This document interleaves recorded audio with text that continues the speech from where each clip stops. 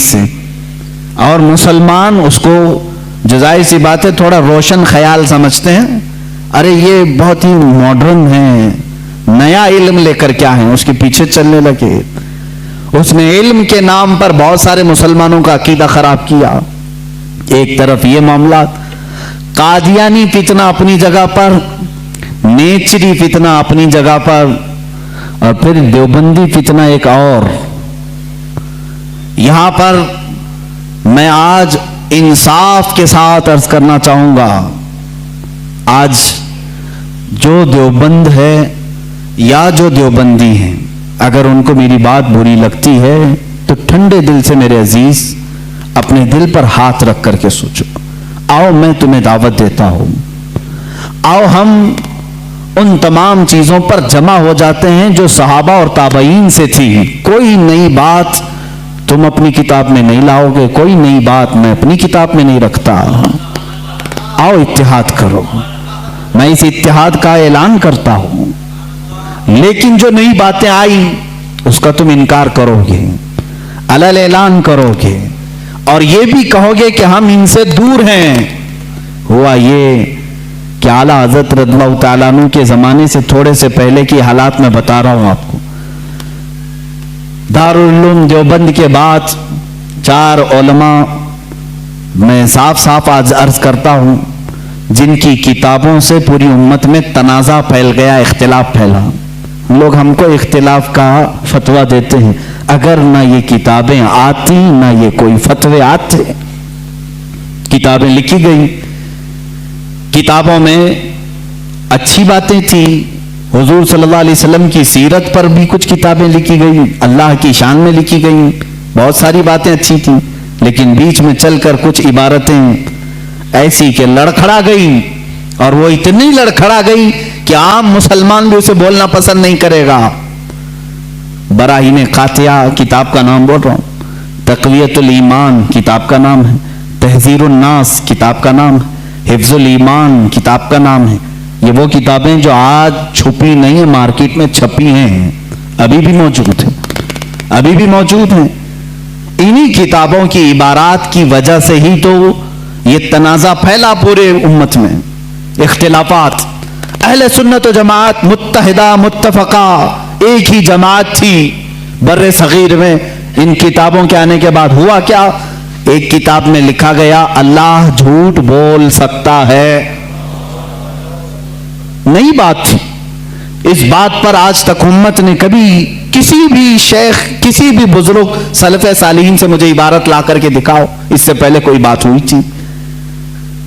پھر ایک کتاب میں عقیدہ توحید کو بیان کرتے ہوئے مولوی اسماعیل دہلوی صاحب نے یہ تک لکھ دیا، حضور صلی اللہ تعالیٰ علیہ وسلم کا خیال نماز میں آنا گدھے اور بیل کے خیال سے بدتر ہے۔ یہ نئی بات تھی کہ نہیں تھی؟ اور جا کر کے کراس ویریفیکیشن کر لینا، اگر میں جھوٹ بولوں تو میرا جبہ پکڑ لینا، اور جو سزا دے سکتے ہو دو۔ میں یہ لفاظی نہیں کر رہا اور نہ پھکائی کر رہا ہوں، یہ جملے آج کتاب میں موجود ہیں۔ تقویت الایمان میں حفظ الایمان کتاب آئی، اس میں مولوی اشرف علی صاحب نے حضور صلی اللہ تعالیٰ علیہ وسلم کے علم غیب پر بحث کرتے کرتے یہ کہہ دیا، حضور کے علم غیب کی کیا تخصیص، کیا تقسیم، یعنی ان کی کیا خصوصیت ہے؟ اتنا علم غیب تو زید کو، پاگلوں کو، بچوں کو، بلکہ جانوروں کو بھی حاصل ہے۔ شیطان کا علم غیب تو قرآن سے ثابت ہے، انہوں نے کہا شیطان کا علم غیب قرآن سے ثابت ہے، حضور صلی اللہ علیہ وسلم کے علم غیب کی کیا خصوصیت ہے؟ یعنی برابر ہو گئے، شیطان کو جتنا علم ہے اتنا ہی محمد صلی اللہ علیہ وسلم کو ہے۔ میرے عزیزو، کیا یہ باتیں دل پر نہیں لگتی مسلمانوں کے؟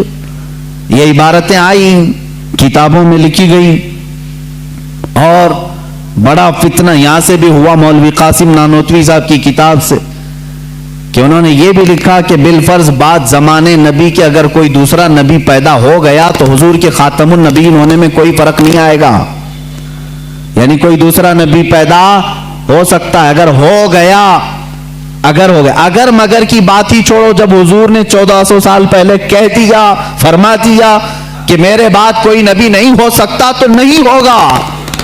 آپ کتاب میں یہ نئی بات لکھنے کی کیوں ضرورت پیش کی؟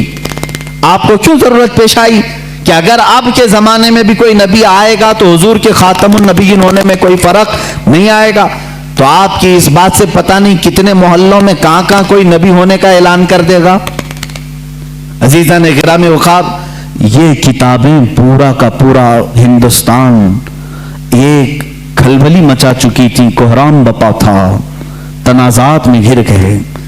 قادیانی اپنی نبی ہونے کا اعلان کر رہا ہے، ادھر ایک نیچری فرقہ ہے علی گڑھ سے جو قرآن کے معجزات کا انکار، حسیات کو صرف ماننے والا، نیچر کو صرف ماننے والا اور مغیبات کو نہیں تسلیم کرنے والا، اور ایک طرف عظمت رسالت صلی اللہ تعالی علیہ وسلم پر، رسول کریم صلی اللہ تعالی علیہ وسلم کے متعلق یہ سارے جملے آ رہے ہیں۔